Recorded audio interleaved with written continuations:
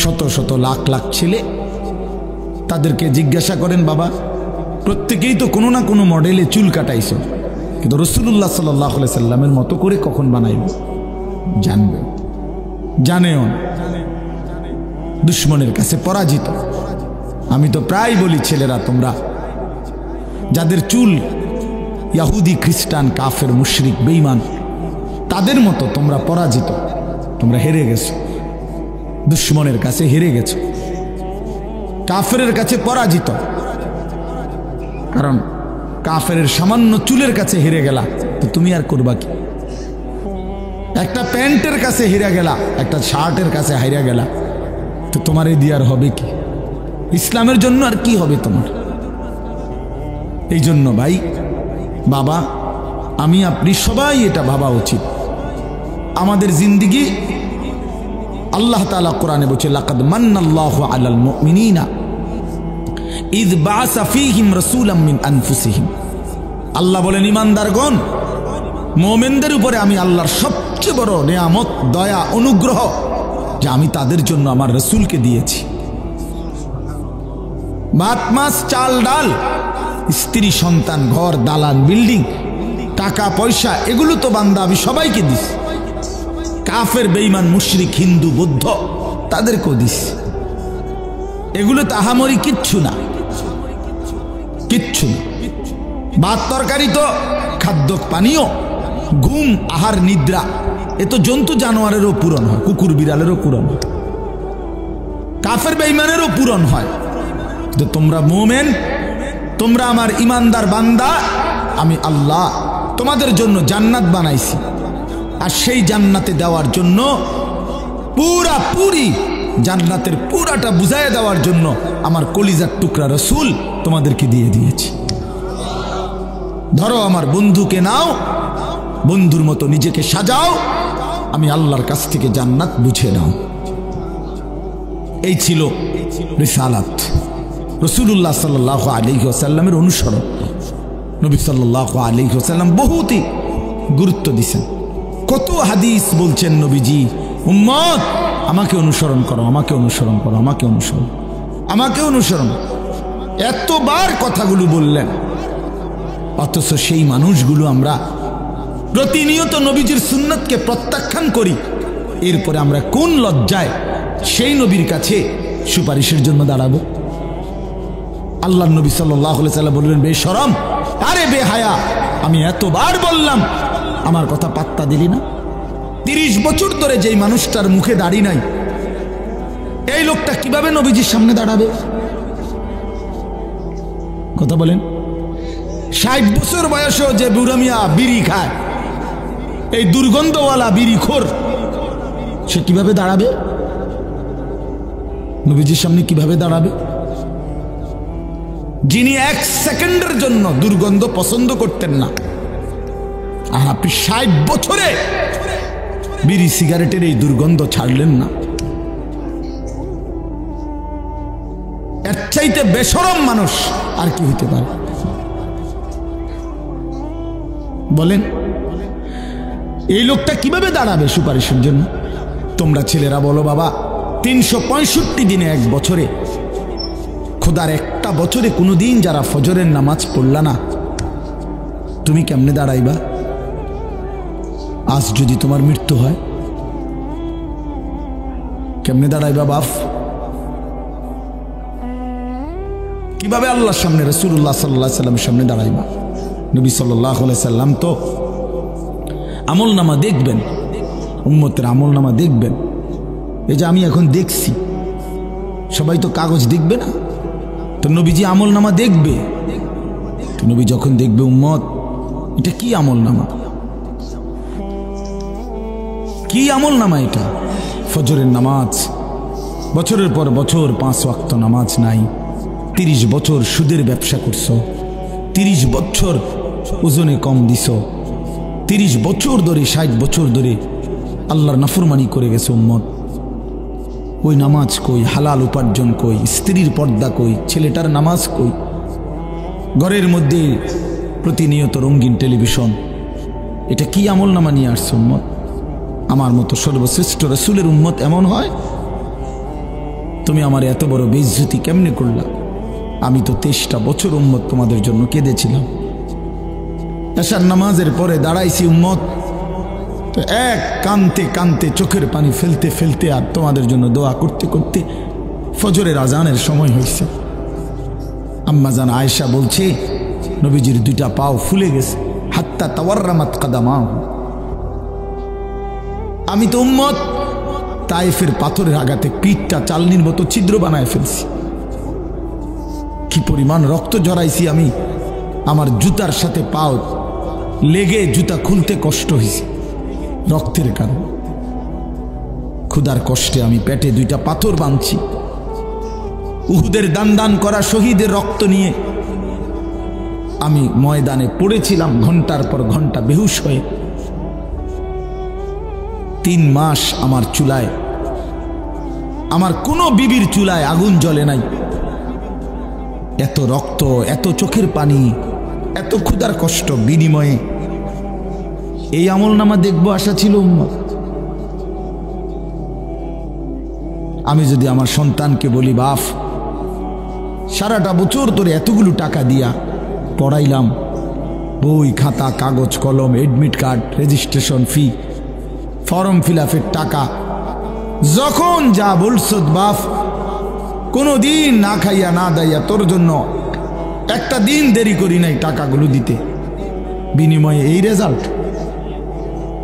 এভাবে ফেল করলি বাবা, 3টা বিষয় ফেল করলি, 4টা বিষয় ফেল করলি বাবা, তুই আমার এত বড় বেইজ্জতি কেমনে করলি? তখন কি জবাব দিবে সন্তান?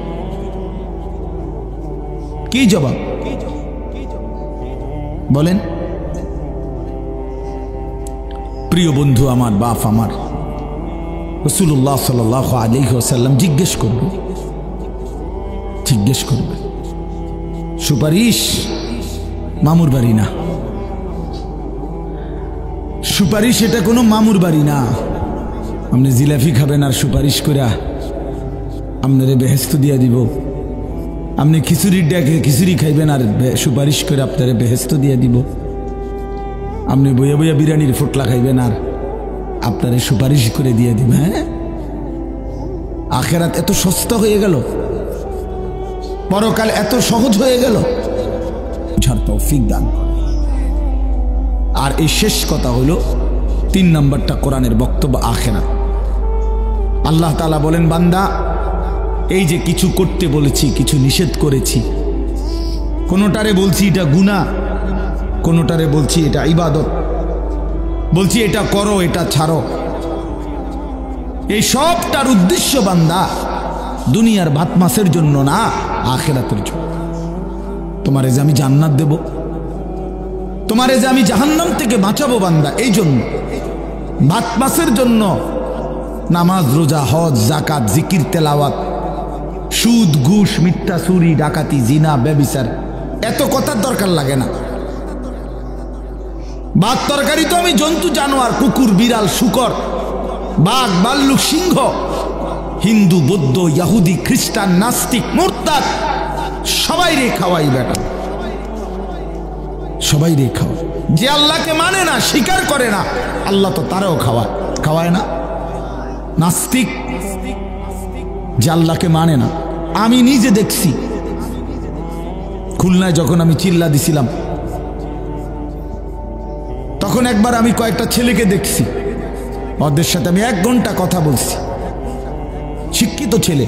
ওরা বলছে, হুজুর সৃষ্টিকর্তা বলতে কিছু আছে, আমরা এটা মোটেই বিশ্বাস করি না। সরাসরি আমার সামনে বসে বলছে।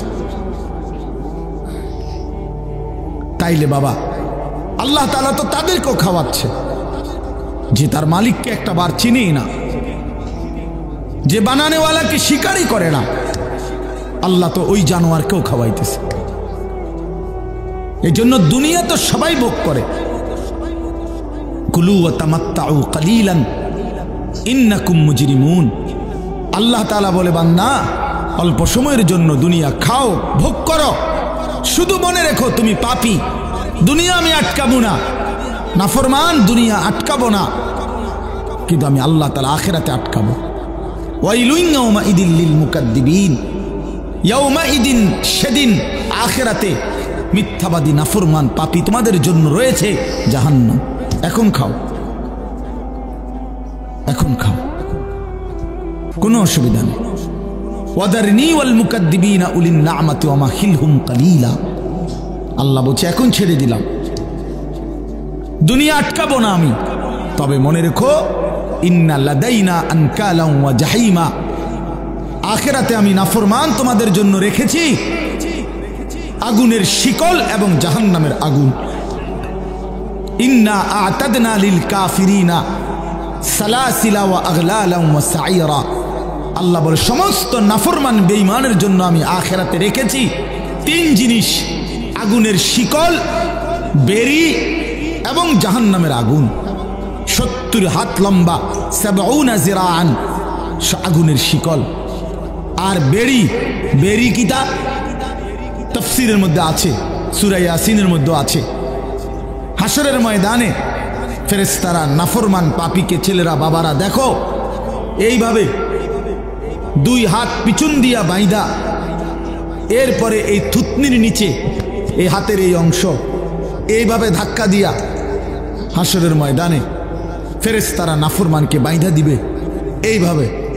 তখন আর বেঈমান একটা সেকেন্ডের জন্য চোখটাও নিচের দিকে নামাইতে পারবে না, চোখটাও নামাইতে পারবে না। আল্লাহ তাআলা বলেন এর নাম হচ্ছে আগলাল, বেরি, যেটা গলার সাথে বাইন্ধা দিবে হাত। হুজুর আমি ওই দিন তাফসীরে পড়ছি, আবু দারদা রাদিয়াল্লাহু তাআলা আনহু একজন সাহাবী, এই আয়াতের তাফসীরে আছে, উনি বড় আশ্চর্য সুন্দর কথা বলছে।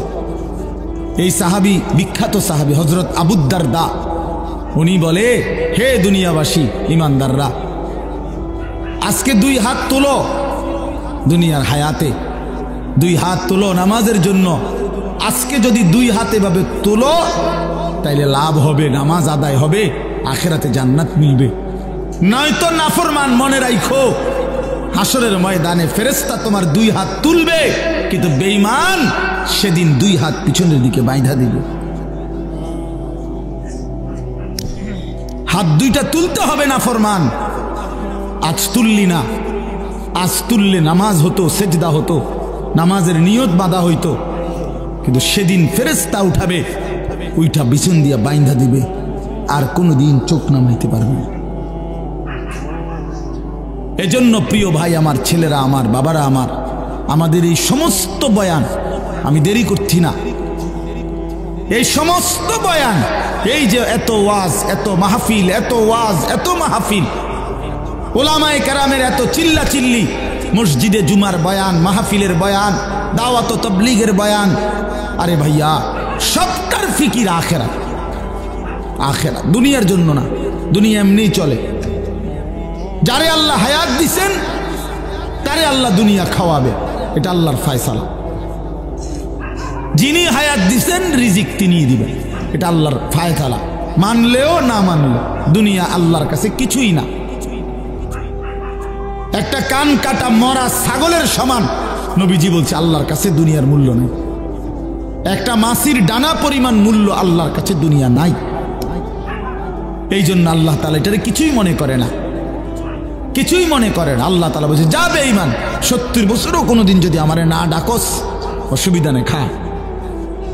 আমি 72 বছর বয়স্ক লোক দেখছি, আমি তারে হিন্দু কালেমার দাওয়াত দিছিলাম 2-2.5 ঘন্টা। এবছর চিল্লায় যখন ছিলাম, বেচারা কয় না আমি কালেমা পড়বো না, এটা পড়বো। ওনার 2 ছেলে মুসলমান, ছেলের বউ মুসলমান, নাতি নাতনি সব মুসলমান, কিন্তু এই বেচারা এখনো হিন্দু, 72 বছর বয়স। বেটা নিজে বলছে। তো 72 বছর বয়সে কোনোদিন সে তার মালিকের নাম নেয় নাই, কিন্তু মালিক তার এক বেলাও উপাস রাখে নাই। মালিক তারে ঠিক মতোই সূর্যের আলো, চাঁদের আলো, আলো বাতাস দিচ্ছে। কি পরিমাণ রহম, কি পরিমাণ মালিক, সুবহানাল্লাহ। 72 বছরের নাফরমানের প্রতিও এখনো আল্লাহ তাআলা তার দয়া অব্যাহত রাখছে। এজন্য কোরআনে আছে ইয়া আইয়ুহাল ইনসান মা গাররাকা বিরাব্বিকাল কারীম, হে আমার বান্দা, হে মানুষ, আমার মতো দয়ালু মেহেরবান মালিক থেকে কে তোমারে ভুলাইয়া দিল? হাই যুবক, 1 বছর নামাজ পড়ো নাই, তবুও তোমার মালিক তোমারে ঠিক মতো ঘুম পাড়ায় দিচ্ছে, আবার ঘুম থেকে জাগাইয়াও দিচ্ছে। আমি প্রায় বলি বাপ, প্রতিটা মানুষ যখন ঘুমাইতে যায়, মানুষের এক মুহূর্তেই ঘুম আসে না। কারো 2 মিনিট, 5 মিনিট, 10 মিনিট, 20 মিনিট চোখ বন্ধ রাইখেও অপেক্ষা করতে হয়। হঠাৎ করে এক মুহূর্তে তার অজান্তে কখন যেন ঘুম চলে আসে, সে নিজেও জানে না ঠিক কত সেকেন্ডে। না, এটা আল্লাহ এক সময় তার চোখে ঘুম পাড়ায় দেয়। তাহলে চোখ বন্ধ করার 10 মিনিট পরে, 20 মিনিট পরে ঘুম আসে। এখন আমার প্রশ্ন হলো, যেই নাফরমান ফজরের নামাজ পড়ে না, এ যখন 8টা বাজে, 9টা বাজে, 7টা বাজে উঠতে যায়, ঘুম থেকে জাগতে চেষ্টা করে, এই বেঈমানরে যদি আল্লাহ তাআলা 10টা মিনিট, যে সে চোখ খুলতে চাইতেছে কিন্তু চোখটা খুলতেছে না, আল্লাহ খোলাইতেছে না, কথাটা বোঝেন নাই? তখন বেঈমানের অবস্থাটা কেমন হবে?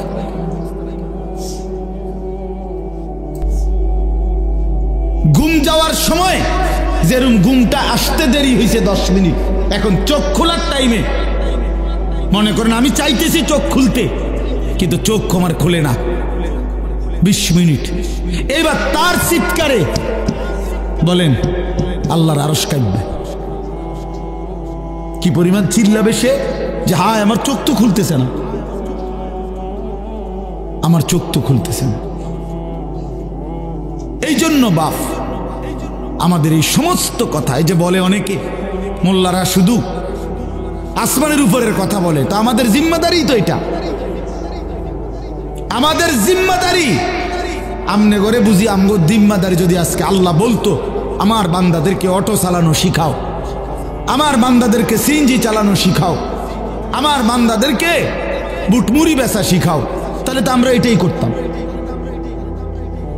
কথা বলেন না? তো আল্লাহ বলছে কুম ফাআনদির, হে নবী আপনি দাঁড়ান, আমার বান্দাদেরকে জাহান্নামের ভয় দেখান, আখিরাতের ভয় দেখান, কবরের ভয় দেখান। আমাদেরকে বলছে ইলম অর্জন করো, করে ওয়ালিউনজিরু কওমাহুম ইদা রাজাউ ইলাইহিম, নিজ এলাকায় ফিরে গিয়ে নিজ কওমের মানুষদেরকে ওয়ালিউনজিরু, আল্লাহর ভয় দেখাও, আখিরাতের ভয় দেখাও, কবরের ভয় দেখাও, জাহান্নামের ভয় দেখাও, পরকালের ভয় দেখাও। এজন্য না ভাইয়া আমরা আল্লাহর কথা আখিরাতের ছাড়া অন্য কিছু বলতে পারি না। এ তো আমাদের জিম্মাদারি, আল্লাহ দিয়েছেন আমাদেরকে এটা দায়িত্ব। এই জন্য আজকের এই রাত গভীরে এটাই কথা, এই সূরাটা আল্লাহ তাআলা বলছেন আখিরাতের বিষয়। আখিরাত কিয়ামত, কিয়ামত আল্লাহ মনে করাই দিছে। কিয়ামত একদিন বান্দা, এই পৃথিবীর সব এই সাজানো সৃষ্টি জগৎ থাকবে না, থাকবে না বান্দা, আল্লাহ কথা মনে করাই দিছে।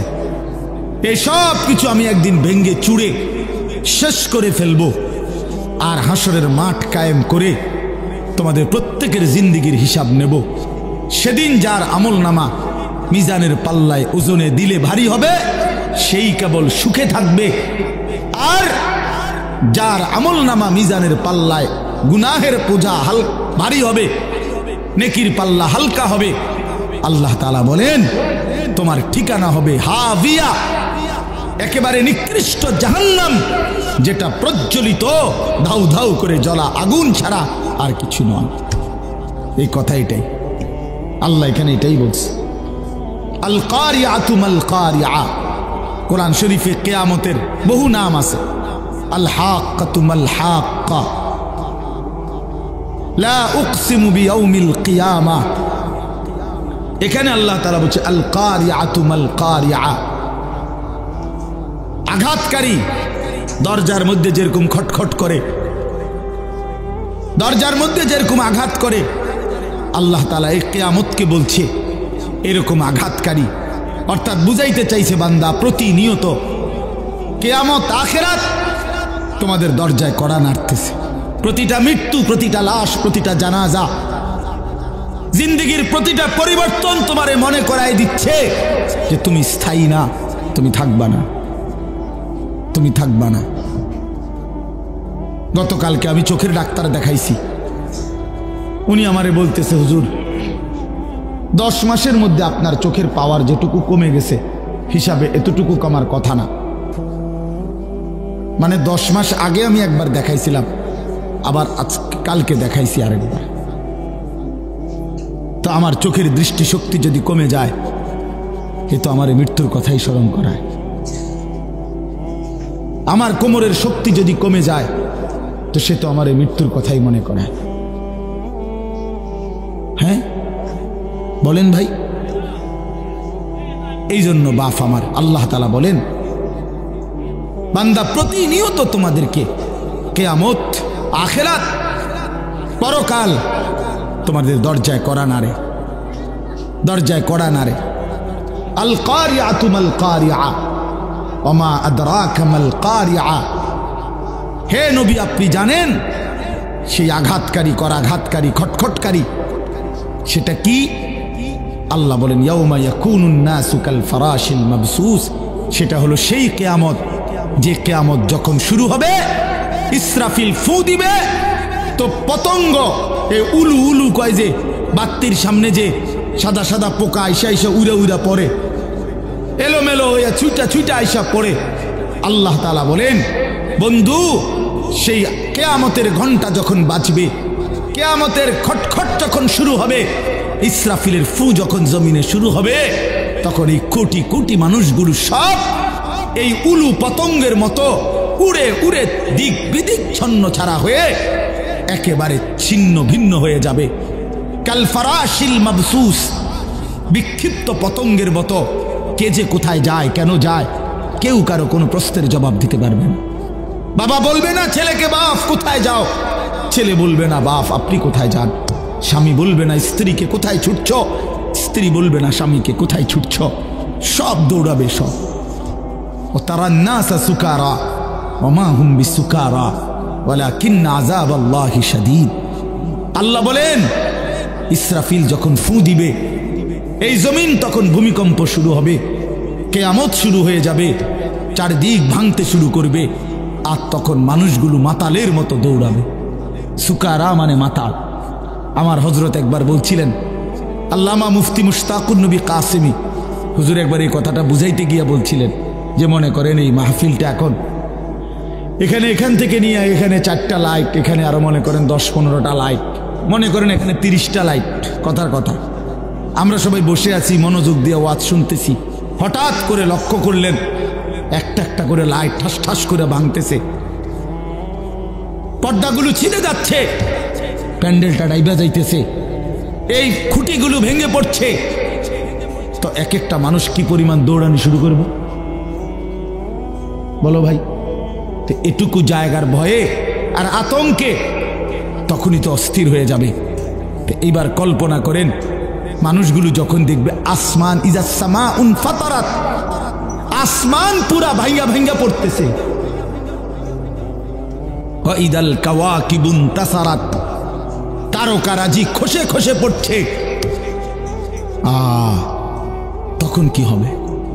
সাগর নদীর পানিগুলো টকবক করে উথরাইতেছে আর জলীয় বাষ্পের মতো উড়ে যাচ্ছে। আল্লাহ বলেন, ওয়াতাকুনুল জিবালু কালঈহনিল মানফুশ, পাহাড়গুলো তুলা ধুনাইয়া সারলে, তুলা ধুনাই বোঝেন মানে লেপ্তশোকের জন্য তুলা আগে ধুনাইতে হয়, হয় মেশিন দিয়া নয়তো হাত দিয়া বাইরেইয়া, এগুলারে ভালো করে করে কি করতে হয়, একবার আলাদা আলাদা করতে হয়। তো এই তুলারে ধুনাইয়া সারলে যখন এগুলো এরকম আলাদা আলাদা হয় যে সামান্য বাতাসেই উঠতে থাকে, আল্লাহ তাআলা বলেন এই কোটি কোটি পাহাড়, লক্ষ লক্ষ পাহাড়গুলো ইসরাফিলের ফু শুরু হইলে এরকম ধুনিত তুলার মতো দিক বিদিক শূন্যে তুলার মতো উঠতে থাকবে। আল্লাহ বলেন তখন কি হবে বান্দা? মানুষের হালাত কি হবে? কাল ফারাশিল মাবসুস, মানুষ বিক্ষিপ্ত পতঙ্গের মতো।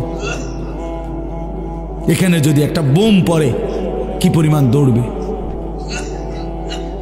কি পরিমাণ ছুটবে মানুষ, কে কার গায়ে পড়ে, কে কারে পিষা ফেলে, কারোই তো খবর থাকবে না। এই আল্লাহ তাআলা এই কথাটাই বলছে যে বান্দা এইভাবেই একদিন কিয়ামত হবে, একদিন পৃথিবীর এই সব কিছু শেষ হবে।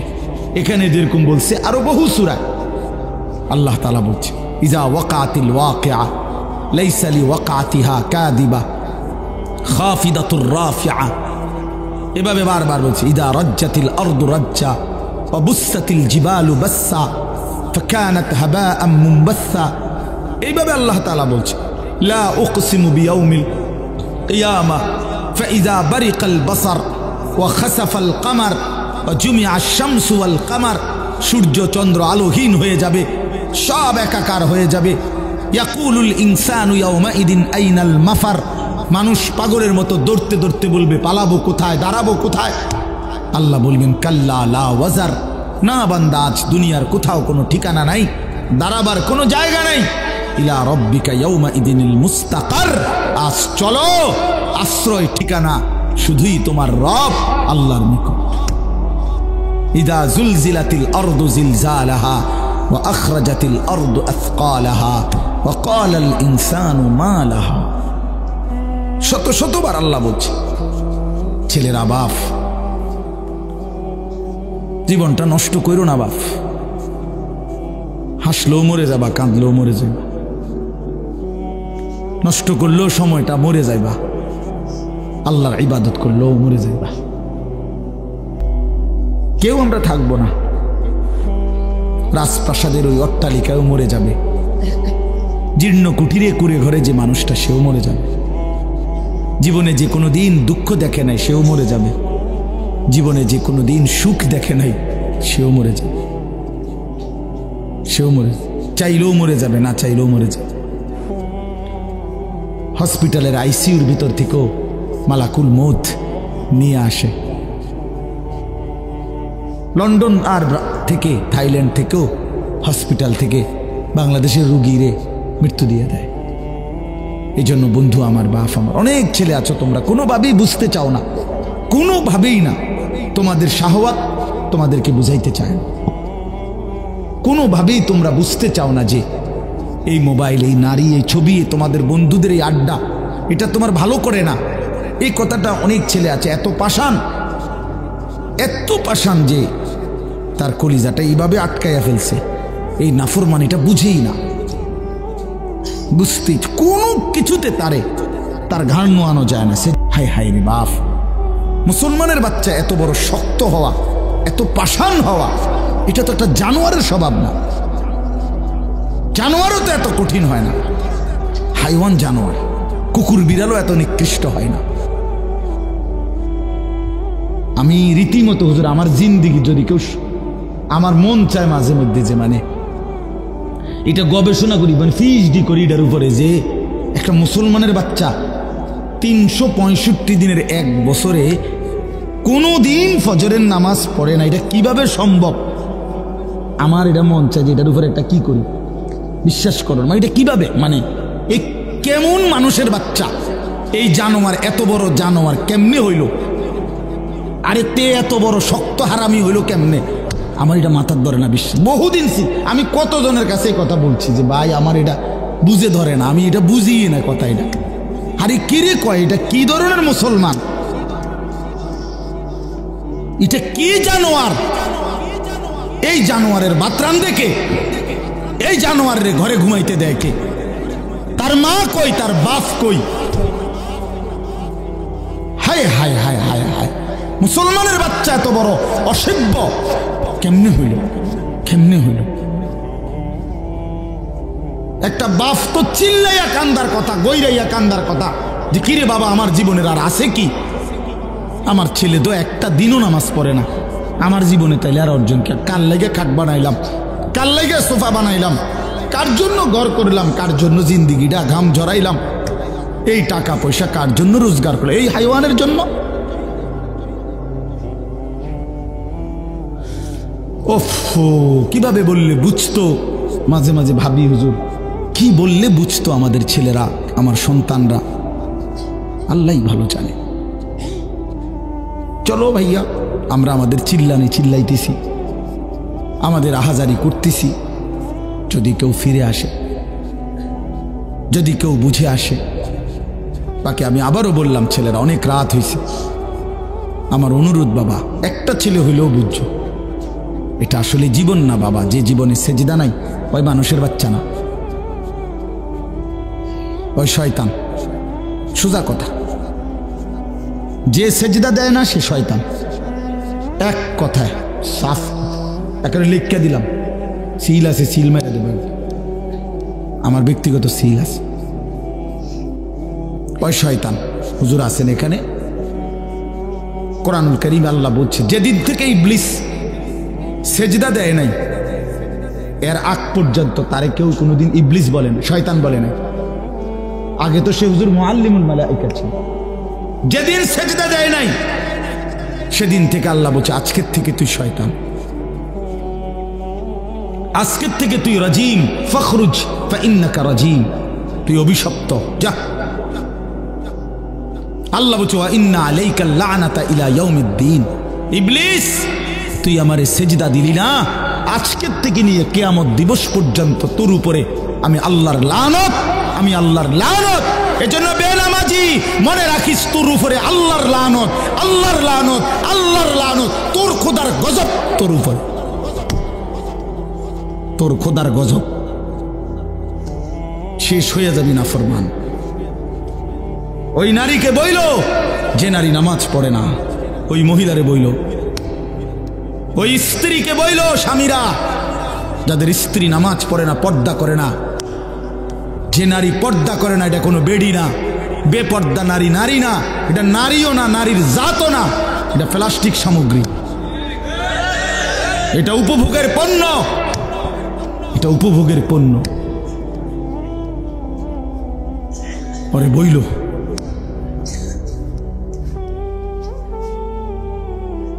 কোন যুক্তিতেই ইমানদার নাফরমান সন্তান, স্ত্রী, পুত্র, পরিজন বছরের পর বছর আমার আল্লাহর নাফরমানি করে যাবে, আর আমি এই ডাকাইতের লেগা বাড়ি করমু, ঘর করমু, দোয়ান করমু, বিদেশের টিহা জমামু। বেড়ায় মুসলমান এত বেকুব হইবার কথা না, ওই বাপও বেকুব। হ্যাঁ, 100 হয় বেউকুফ, আর নইলে এটা দুনিয়া লুবি বাপ। তার কথা হইল যে নমাজ রোজার দরকার নাই, আমার টেহার দরকার। হ্যাঁ, তোর তুই ফুতের নমাজ দিয়ে আমি কিতা করবো বেড়া, আমার টেহার দরকার, টেহা কামাই কর। এবার সুদে পারি, কিস্তিতে পারি, আমি টেহা ব্যবস্থা করে দিতে আছি, বিদেশ যা, পরে টেহা ফাটাইস, খালাস। আর নাই তো কোনো মুসলমান বাবা এটা মেনে নিতে পারবে না যে আমি মরে বাঁচা থাকতে বেটা তুই নামাজ পড়বি না, তোর জন্য আমার জিন্দিগির কামাই করুন। কেন কেন? এটা দায়িত্ব দিছে কেউ আপনারে? এটা আল্লাহ বলে নাই, রসুল বলে নাই, কোরআন বলে নাই যে কোনো নাফরমান সন্তান আল্লাহর অবাধ্য একটা সেজদা দেয় না, এই বেঈমানের জন্য কামাই করতে হবে আপনাকে, এটা আল্লাহ বলে নাই। আপনি নলে জিজ্ঞাসা করেন, কোরআনুল কারীমের মধ্যে আছে স্পষ্ট। নূহ আলাইহিস সালামকে আল্লাহ বলছে, ইয়া নূহ ইন্নাহু লাইসা মিন আহলিক ইন্নাহু আমালুন গায়রু সালিহ। এটা কোরআন শরীফের আয়াত। ফালা তাসআলনি, হে নূহ, বেঈমান নাফরমান সন্তান, এটা তোমার সন্তান নয়, এটা বেআমল, আমালুন গায়রু সালিহ। ফালা তাসআলনি, এমন বেঈমান সন্তানের জন্য তুমি আমি আল্লাহর কাছে কিছু চেয়েও না। সরাসরি কোরআন শরীফের আয়াত, সূরা হুদের মধ্যে আছে। আল্লাহ বলছে, মানা করছে নাফরমান সন্তানের জন্য কিছু চাইও না, সাবধান। হ্যাঁ, হুজুর দোয়া করেন, বহুত কষ্টে আল্লাহ আল্লাহ করে 12 লাখ টাকা ব্যবস্থা করে দিচ্ছি। আল্লাহ আল্লাহ করে বলে ব্যবস্থা করছে, টাকা ব্যবস্থা করছে সুদে, কয় আল্লাহ আল্লাহ করে ব্যবস্থা। মিথ্যুক, টাকা দিয়ে লইলেন কিস্তিতে, টাকা লইল সুদে, টাকা লইল কিস্তিতে, অঙ্ক আল্লাহ আল্লাহ করে বলে টেহা ব্যবস্থা করছে। আল্লাহ আল্লাহ করে না সুদে, কিস্তিতে। হারাম টাকা নিলেন, আল্লাহ আল্লাহ করলেন কই? আল্লাহ আল্লাহ করলে তো আল্লাহরই ডাকতেন, ঠিক কি না বলেন না কেন? আল্লাহ আল্লাহ মানে তো হইলো যে আল্লাহ আপনার নাফরমানি করব না, প্রয়োজনে মরে যাব, প্রয়োজনে মরে যাব। আমরা পড়ছি কিতাবে এক ফকির মানুষ তার ছেলেকে নিয়ে হজ্জের সফরে আসছে। বাদশাহ হারুনুর রশিদ তৎকালীন সময়ের একজন বাদশাহ ছিলেন। উনি হজ্জের সময় আল্লাহর ঘরের কাছে মানুষকে খুব দান করত, খুব দুই হাতে দান করত। তো এই গরিব মানুষটাও ফকির। এই বেটা শুনছে, বেড়ার ফুতেরে নিয়া দূর দেশ থেকে আসছে, দূর থেকে। বাদশাহ হারুনুর রশিদ হজ্জের সময় মানুষের দান করে কিছু নিত।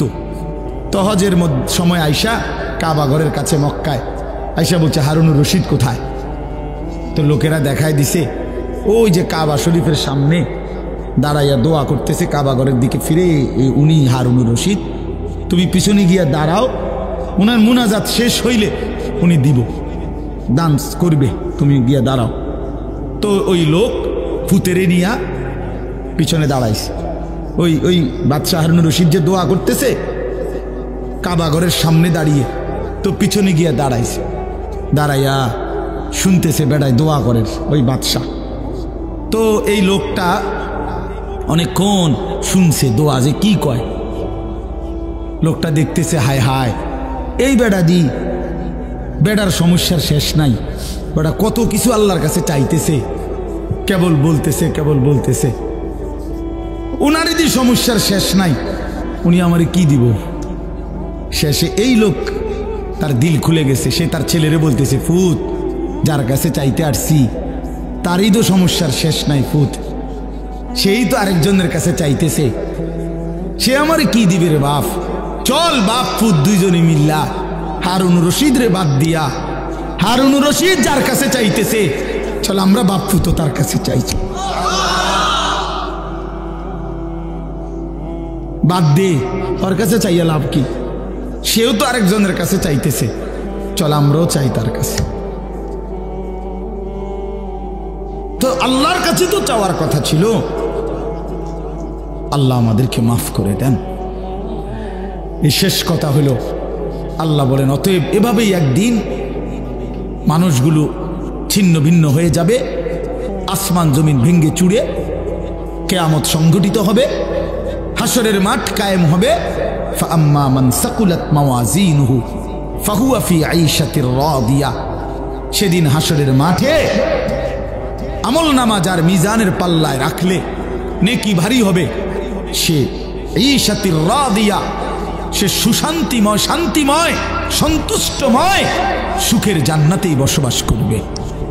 ওয়া আম্মা মান খাফফাত মাওয়াজিনুহু, আর যার আমল নামা মিজানের পাল্লায় রাখলে গুনার পাল্লা ভারী হবে, নেকির পাল্লা হালকা হবে, আল্লাহ বলেন ফা উম্মুহু হাভিয়া, তার ঠিকানা হবে হাভিয়া নামক জাহান্নামে।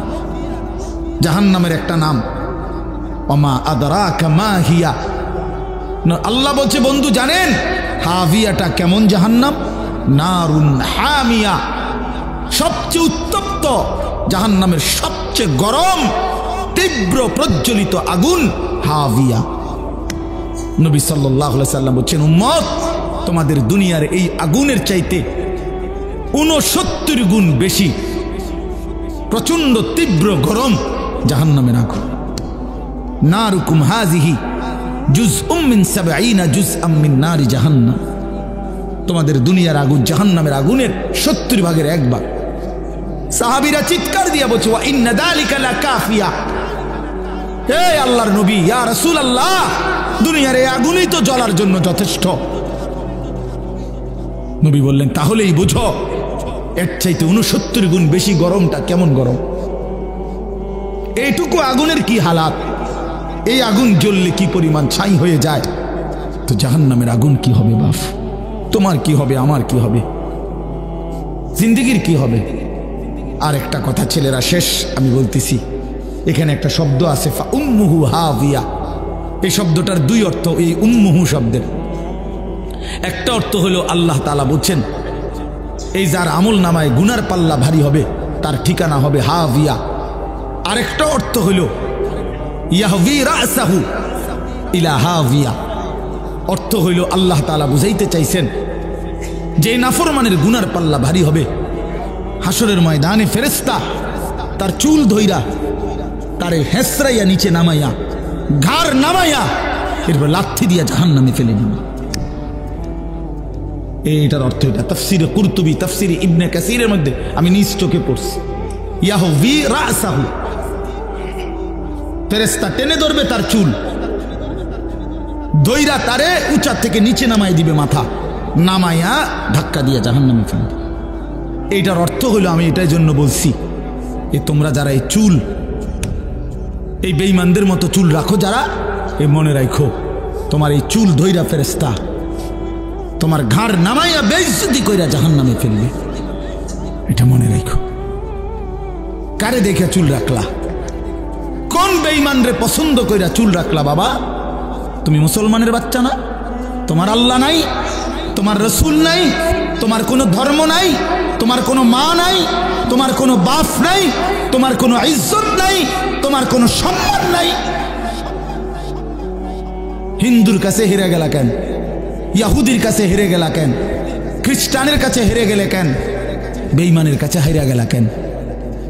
জানো মিয়া, আমি শেষ কথা মনে রাখো বাপ, আমরা বহুদিন বলছিলাম যে আজীবন ফিলিস্তিনে রক্ত ঝরবে, আজীবন রোহিঙ্গা আরাকানে রক্ত ঝরবে, আজীবন শুধু কাশ্মীরে রক্ত ঝরবে। এটা শেষ কথা না, এটা শেষ কথা না যুবক। আজকে ইসকনের গুন্ডারা বাংলাদেশের জমিনে, ইসকন নামে এই হিন্দু সন্ত্রাসীরা, হিন্দু গুন্ডারা ইসকনের নাম করে বাংলাদেশের জমিনে প্রকাশ্য দিবালোকে 92% মুসলমানের বাংলাদেশে, যেখানে ফজরের আজানের ঘুম ভাঙ্গে, যেই জমিনে লক্ষ লক্ষ কোরআন তিলাওয়াত হয়, যেখানে লাখ লাখ তালেবে ইলম আল্লাহর কোরআন মুখস্থ করে, যেখানে প্রতিদিন 5 ওয়াক্ত নামাজ হয়, আজান হয়, এই বাংলাদেশের সবুজ শ্যামল জমিনে প্রকাশ্য দিবালোকে ইসকনের হিন্দু বেঈমানরা, হিন্দু সন্ত্রাসীরা, উগ্রবাদীরা আমার বাংলাদেশের জলজ্জান্ত একজন অ্যাডভোকেট মুসলমানকে সাইফুল ইসলাম আলিফ নামে তারের প্রকাশ্য দিবালোকে জবাই করে ফেলছে, জবাই করে ফেলছে। জানো মিয়া, মোবাইল টিপো বইয়া বইয়া, মানুষের বেড়ি দেখো আর উলঙ্গ নাচ দেখো। মনে রাখো, আমি যদি আর কোনোদিন বলতে নাও পারি, একবারই বললাম, মনে রাখো ছেলেরা, দুশ্মন বুঝাই দিছে, সুযোগ পাইলে সে তোমারও ছাড়বে না, আমারও ছাড়বে না। বুঝছুনি বাপ? ওই অ্যাডভোকেট তো হুজুর না,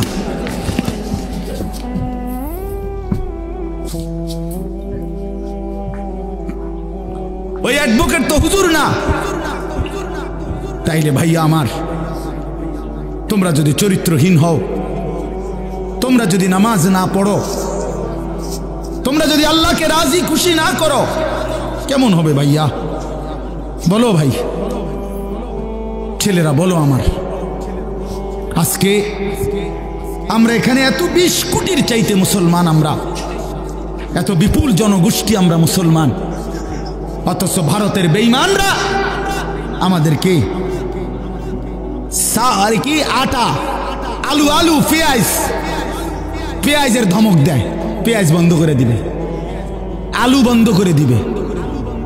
শোনেন নাই আপনারা? ইন্ডিয়ার বেঈমানরা বলছে মুসলমানের এই বাংলাদেশে আলু বন্ধ করে দিবে, পেঁয়াজ বন্ধ করে দিবে। পেঁয়াজ তার বাপের, হ্যাঁ, পেঁয়াজ মোদির আব্বার, কথা বলে না। আলু, আলু ইন্ডিয়ার আব্বাই উৎপাদন করে। বেটা, তোদের ইন্ডিয়ার মানুষকে পেঁয়াজ আলু দেয় যিনি, তিনি তো আমাদের আল্লাহ। তোর কে বেঈমান? তোর কে? ও তো আমার আল্লাহ বেটা, আমার আল্লাহ তোদেরকে দেয়। আমার আল্লাহ যদি বন্ধ করে দেয়, তোর বাপেনি তোরে পেঁয়াজ দিব বেটা।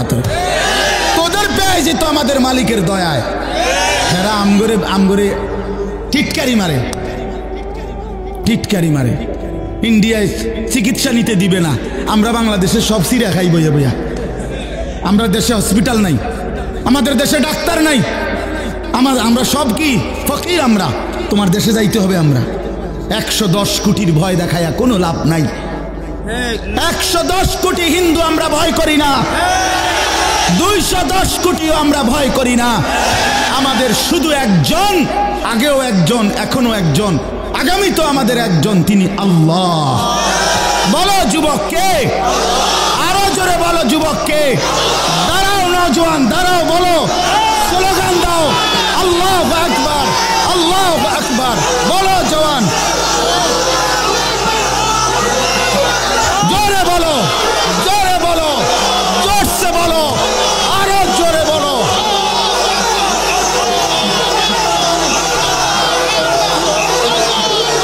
আল্লাহ বড়, আল্লাহ বড়।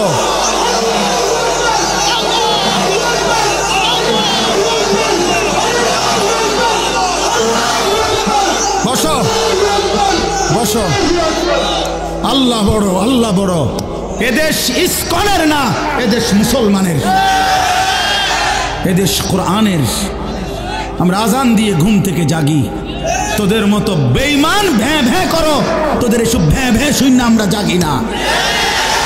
আমাদের জমিন আজানের জমিন, আমাদের জমিন কোরআনের জমিন, আমাদের জমিন ইসলামের জমিন। কোন বেঈমান যুবক তোমাদের কাছে আমার আমানত। হাইরা যাবা না মুসলমান। ইমানদার হারে না, ইমান মরে যায় না, ইমান মরে না। ইনশাআল্লাহ তোমরাই আগামী দিনের জন্য এই স্বাধীনতা সার্বভৌমত্বের বাংলাদেশের প্রতি ইঞ্চি জমিন হেফাজত করবা তোমরা ইনশাআল্লাহ। বলো ইনশাআল্লাহ।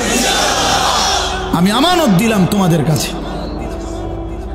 কোনোভাবেই ওরা ধমক দেয়, ওরা আমাদের এই করে ফেলবে সেই করে ফেলবে। বেটা, এই পুরা উপমহাদেশ বাংলাদেশ, ভারত, পাকিস্তান পুরাটা 550 বছর এক টানা মুসলমানরা শাসন করেছে।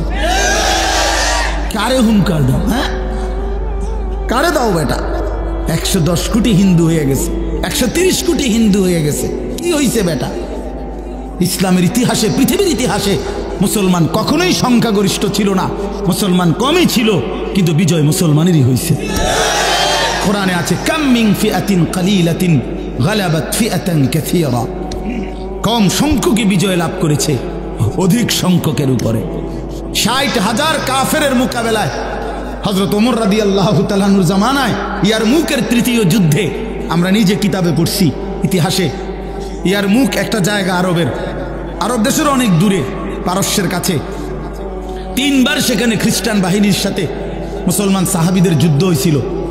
তৃতীয়বারের যুদ্ধে খ্রিস্টান বাহিনী ছিল 60,000। হযরত ওমর রাদিয়াল্লাহু তাআলা আনহু মদিনায় পরামর্শ বসছিলেন যে 60,000 কাফেরের মোকাবেলা কয়জন পাঠাবে সৈন্য। তখন সাহাবীরা পরামর্শ দিছে, কেউ বলছে 6,000, কেউ বলছে 3,000, এমনি এমনি বলতেছিল। সর্বশেষ ওমর রাদিয়াল্লাহু তাআলা আনহু হযরত খালিদ ইবনুল ওয়ালিদকে জিজ্ঞেস করছিল।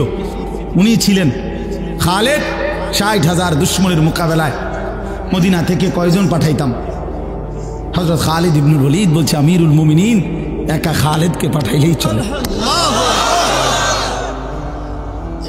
খালিদকে পাঠাইলেই চলবে। হযরত ওমর রাদিয়াল্লাহু তাআলা বলছে, বলো কি খালিদ, একাই চলবে? তুমি একাই যুদ্ধ করবা? বলো কি তুমি? তো তিনি বলছে, ইয়া আমিরুল মুমিনিন, আমি এটা অহংকার করে বলি নাই, আমি বলছি এই কারণে যে আমার নবী বলছে, মাসালুল্লাযী ইয়াযকুরু রাব্বাহু ওয়াল্লাযী লা ইয়াযকুরু রাব্বাহু কামাসালিল হায়্যি ওয়াল মাইয়িত। যারা আল্লাহকে স্মরণ করে তারা জীবিত, যারা আল্লাহকে স্মরণ করে না তারা মৃত। 60,000 বেঈমান তো এমনি মুর্দা, জীবিত তো কেবল আমি, জীবন্ত তো আমি, শুধু আমি আল্লাহরে ডাকি, আমি তো শুধু জীবিত। ওটা এমনি মুর্দা, ওই 60,000 কি আর 60 লাখ কি? আল্লাহু আকবার, আল্লাহু আকবার। আল্লাহ আমাদের সন্তানদেরকে, আগামী যুবকদেরকে এমন ঈমান দান করেন। ইসলাম হারবে না ইনশাআল্লাহ, কোরআন হারবে না ইনশাআল্লাহ। দেখবা একদিন ইনশাআল্লাহ, তোমরা বাইচা থাকলে আল্লাহ তুমগরে হায়াত দারাজ করেন, দেখবে একদিন, শুনবা একদিন ফিলিস্তিন বিজয় হয়েছে, ইসরায়েলের কুত্তারা হাইরা গেছে ইনশাআল্লাহ। দেখো, শুনবা একদিন, শুনবা রোহিঙ্গা মুসলমানরা বিজয়ী, বার্মার কুত্তারা হেরে গেছে। একদিন শুনবা কাশ্মীর বিজয় হয়েছে, ভারতের আধিপত্যবাদ, পৌত্তলিকতাবাদ হেরে গেছে। শহীদ সাইফুল ইসলাম আলিফের রক্তের উপর ইনশাআল্লাহ ইসকন নিষিদ্ধ হবে, বাংলাদেশে কালেমার পতাকা উড়বে। এজন্য আগামী শুক্রবার সারা বাংলাদেশে আলহামদুলিল্লাহ প্রতিবাদ হচ্ছে ইসকনকে। আমরা সোজা কথা, আমরা শত শত বছর ধরে বাংলাদেশে হিন্দুরা আমাদের সাথে সহভাবে সমান সুন্দরভাবে বসবাস করছে। কোন হিন্দুর উপরে আমরা কোনোদিন জুলুম করি নাই, করছি আমরা কোনো? এই জন্য আমাদের সাফ কথা, এদেশে হিন্দুরা থাকুক কোনো আপত্তি নাই, কিন্তু ইসকনের গুন্ডারা থাকতে পারবে না, ইসকনের সন্ত্রাসীরা থাকতে পারবে না। 5ই আগস্টের ফ্যাসিস্টের বিদায়ের পরে আমাদের মুসলমানের সন্তানরা তোদের মন্দির পাহারা দিছিল, এই মন্দির পাহারার বিনিময়ে এই দিলি কি রে বেটা? তোদের মন্দির পাহারা দিল আমাদের মুসলমান ছেলেরা, কত হুজুর, কত মাওলানা, কত তালেব ইলম, কত জেনারেল ছেলেরা, বিনিময়ে তোরা আমার ভাইয়ের কি জবাই করে দিলি? এই ছিল বিনিময়, এটা প্রতিদান হলো। অতএব সাফ কথা, ইনশাআল্লাহ ইসকন থাকতে পারবে না। ওরা উগ্র, ওরা সন্ত্রাসী, ওরা হিন্দু সন্ত্রাসী, সাধারণ হিন্দুদের সাথে তাদের কোনো সম্পর্ক নাই।